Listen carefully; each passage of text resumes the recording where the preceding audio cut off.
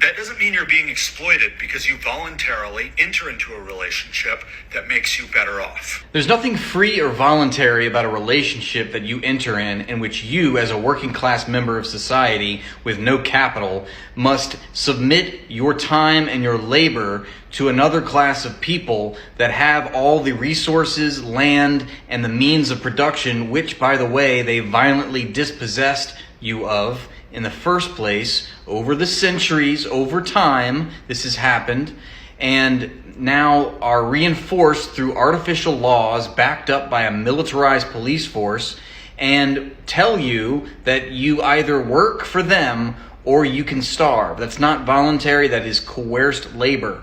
It is an abominable, fundamental assault on human rights. The idea that Marx has disproven anybody is laughable.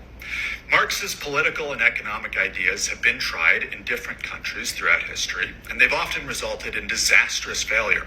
Tens of millions of people starving to death, millions more intentionally murdered by their governments.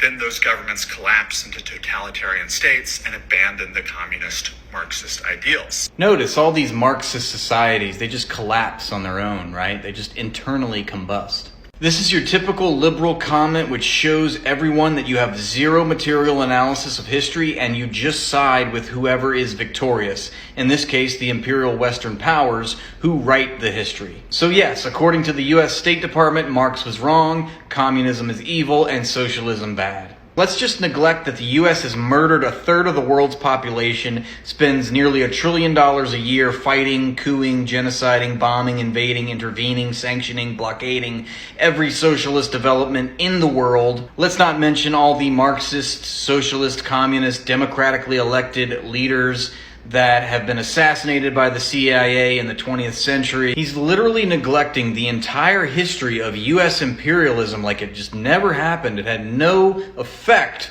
on these countries that were trying to undergo social reform.